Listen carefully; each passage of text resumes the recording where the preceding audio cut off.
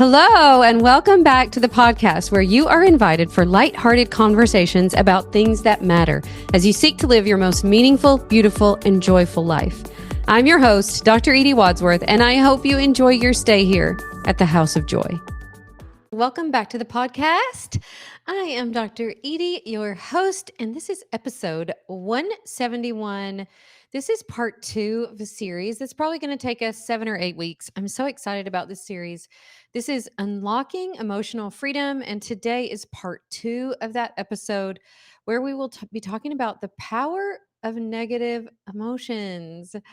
Last week, I don't know if you listened to that one yet or not, but you should go back and listen. That was episode 169. We talked all about avoiding emotions. And what happens when we do that is we basically kind of ignore ourselves. And we talked about ways to not do that, why it's so important that, we find ways to really deal with and welcome our emotions. So today we're going to dive deeper into the negative emotions because I think that we have been led to believe that there are bad emotions and good emotions and that we should only feel the good ones. But most of us, that's not our experience. So it can be a little confusing. Before we do that, I do want to shout out a couple of amazing listeners who left reviews for us last week. Jacqueline said, "This is a wonderful podcast filled with candid conversations between a mother and her daughter. It is filled with laughs and, yes, you guessed it, joy." Thank you so much, Jacqueline. Yes. So Emmy and I have been doing an episode a week. So those come out on Thursday mornings. And then my solo episodes, which are a little more teaching, coaching episodes, come out on Mondays. So thank you, Jacqueline. I have so loved having Miss M on the podcast.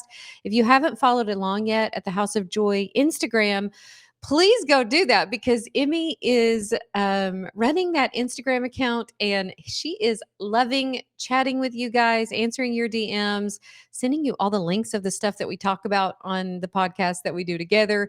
At the end of each of those episodes, we do 3 things we're loving, and those are usually hilarious. And you guys have loved those. So thank you so much.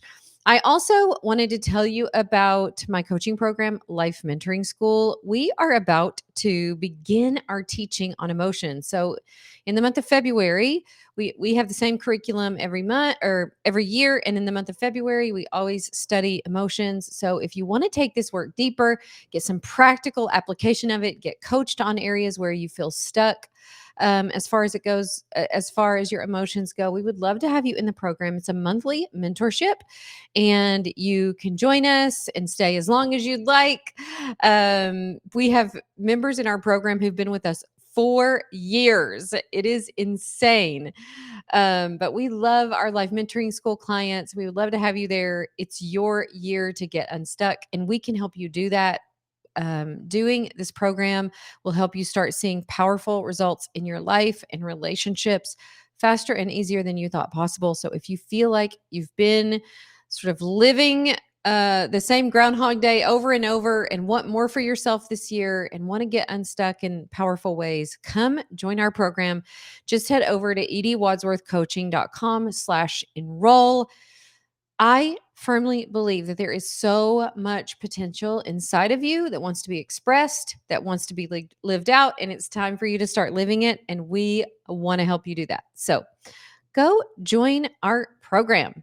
All right. So let's dive into negative emotions. I think that most of us have been taught to avoid emotions, to hide from emotions, to run from emotions, to numb emotions, to block emotions. We have this very much a distrust, especially for the negative emotions. But the truth is, all emotions are a gift from God. And dare I say, a good gift from God.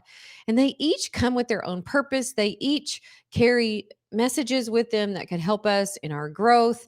And I want to dive into that today because I have really struggled with this, you guys, especially early on in my adult life. I think I actually learned this from part of this from my childhood that things felt sort of chaotic and negative around me. So I just decided to be the sole harbinger of sunshine.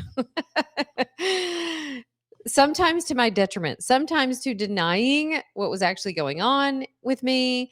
And if you can identify with that in any way, I see you and hear you.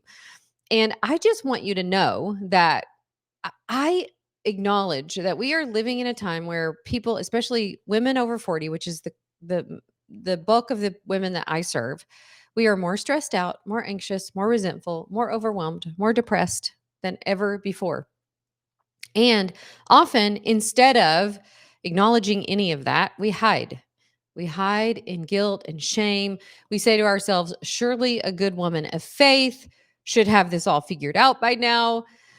And I think a lot of times we carry around these sort of secret burdens because we don't realize that it is just normal to feel sad, to feel disappointed, to feel grief, to feel loss, to feel rejected, to feel all the things that we feel.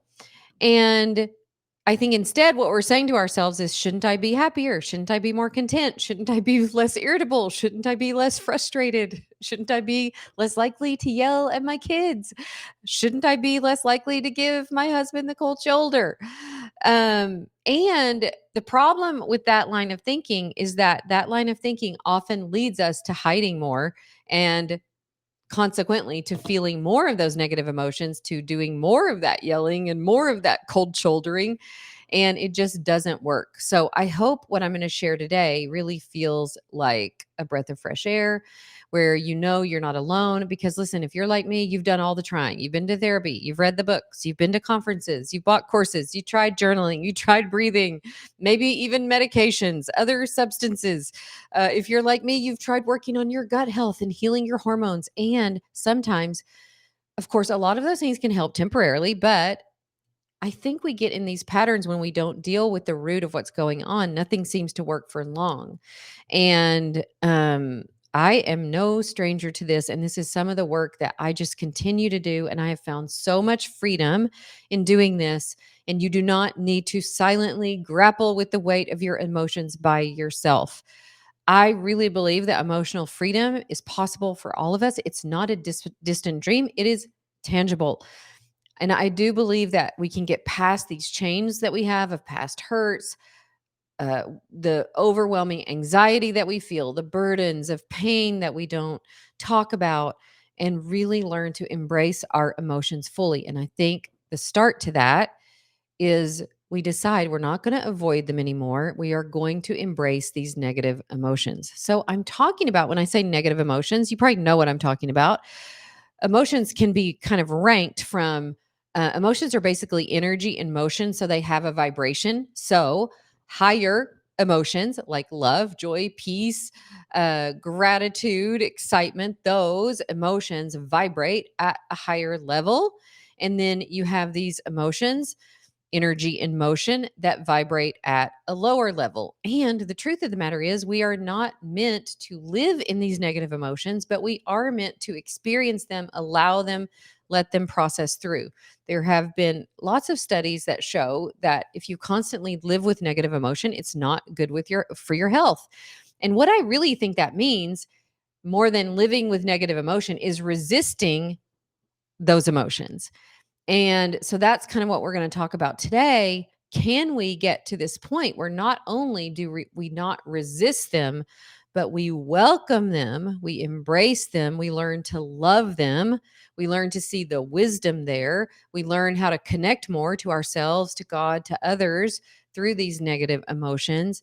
And what I have found as I have been doing this own work for myself is that the negative emotions become less negative as you welcome them. And I think about the Psalms, because listen, if as a Christian, people have told you emotions don't matter, you have to rise above that, you can't act on your emotions.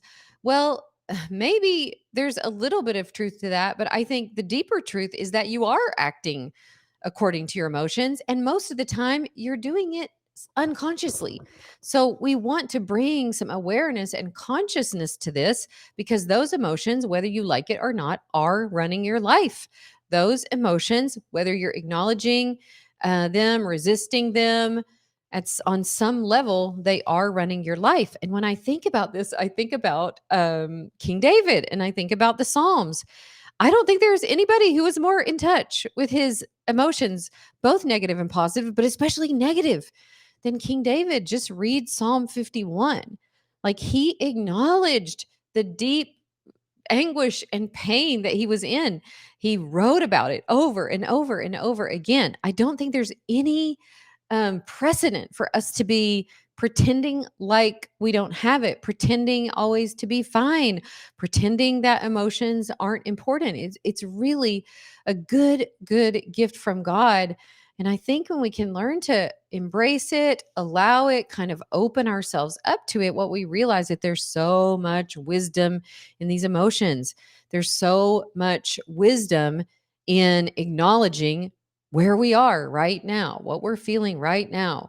Maybe the grief that's hard to talk about, the sadness that's hard to talk about. I know this has been a journey for me in our adoption journey with Tom, because you're so busy doing the thing, taking care and making sure he has what he needs, and working together, learning more about it, reading about it, that it's so easy to not acknowledge yourself. That's what happens when you ignore your emotions. You don't acknowledge yourself. You don't acknowledge what you're going through while you're caretaking for someone else or doing something for someone else. And I think it is so easy, when we do that, to heap problems upon problems.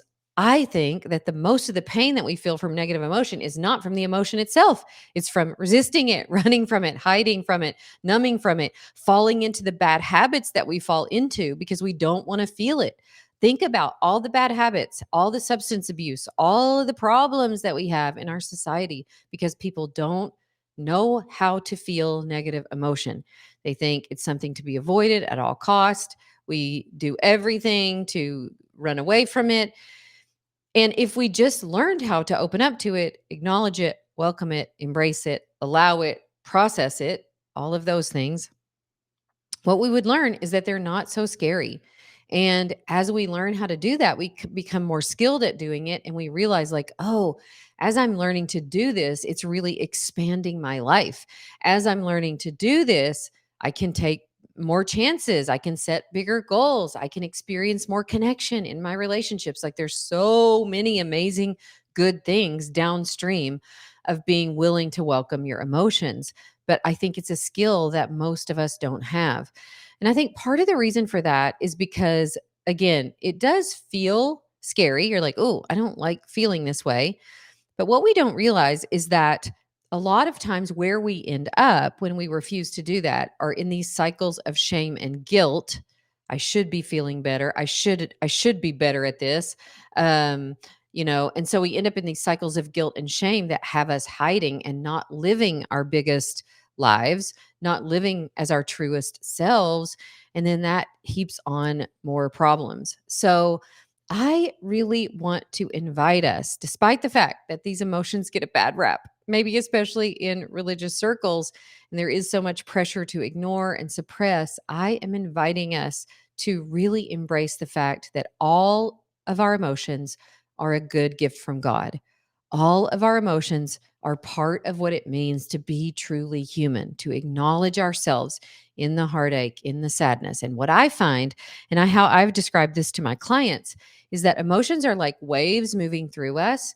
And can you think of being in the ocean and you see a big wave coming toward you and you're kind of scared of it? So I can see how we would want to resist that. You're like, oh, I don't want to feel that.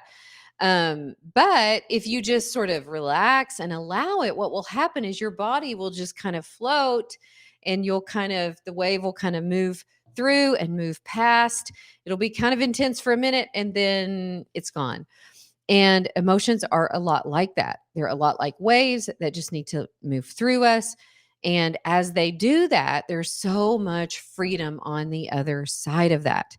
And if you remember that you're not the emotion, you're not your emotions. Those are just waves of energy that need to move through you. And the less you resist and the less you try to avoid them, and the more you embrace, the more you relax, the more you kind of almost lean into them, the less drastic they feel. And again, the worst pain often comes when we are resisting. A lot of times when we resist emotions, we talked about this last time, what happens is it's like we get this backlog of emotions. Okay, I'm not willing to feel disappointment, I'm not willing to feel rejection, I'm not willing to feel sadness, and they all start backing up, and it feels like you're stuck, like it's stagnant. It also starts to feel heavy, like it's like you're literally carrying around this backlog of emotions that you've kind of been unwilling to process. And when you get stuck in those cycles of low level emotions, it feels like you just stay in it forever. Raise your hand if you're like, yeah, I've been kind of feeling low level emotions, low level disappointment, low level anxiety, low level depression for such a long time. And what I find so striking about it in my own life is that when I'm willing to just acknowledge myself, name the emotion, face the emotion, relax, open up to it, welcome it, embrace it, that what happens is I start to feel lighter. I start to feel myself again. I start to get my energy back. That energy that has been stagnant can start to move through me again. I remember for a long time, I just felt such a heaviness. And I know when my clients say this, like, I just feel so heavy, I know exactly what that means. That is usually coming from this emotional weight of not being willing to just allow and process the emotions that we are experiencing. Emotions are not supposed to be fixed or resisted or avoided. They really are meant to be felt and lived and processed, allowed and welcomed. And when we have been unwilling to do that, we do often feel stagnant or we feel this heaviness. So, my question for you today is, what emotion have you been unwilling to allow? Would you consider welcoming it today? Like, just think to yourself sometimes, because sometimes we're avoiding emotion, like if we're avoiding hard conversations or if we're avoiding doing things, setting goals or doing things in our lives that we think will bring up our fears or bring up something, anything that you're avoiding, ask yourself, what's the emotion that I'm avoiding? Maybe when you're procrastinating, what is the emotion that I'm avoiding when I am procrastinating? And would I be willing to feel that emotion? Would I be willing to feel dread? Would I be willing to feel fear? Would I be willing to feel disappointment? Would I be willing to feel rejection? And the other thing that I think is really cool here is that not just being willing to feel it, but kind of being willing to be with yourself in this emotion, being willing to acknowledge, like, oh, this feels kind of difficult. Oh, maybe name what it feels like. Where is it in your body? But being present with it. And I have noticed that over the years, as I practice this, and this is a practice, this is not something that you're going to get good at overnight because you've probably been like me and you've resisted most emotions your whole life. Um, but what I notice is that the negative emotions feel less negative, even to the point that you could have a joyful sadness or a joyful grief. And that is going to take practice. But on the other side of that, when you learn to approach your emotions with curiosity, with compassion, instead of judging yourself for feeling a certain way, being willing to be vulnerable and acknowledge where you are, as you do that, those negative emotions will become some of your best teachers. Those negative emotions will feel like friends. You're like, oh, I can feel grief again. I know what it's like to allow grief and feel grief. And as you open up to it, I think so many amazing things can happen in your life. You start to feel expansive, you start to feel resilient. You're not afraid of your life anymore. You're not afraid to take risks, to take chances in relationships or in your life or in different goals that you might have.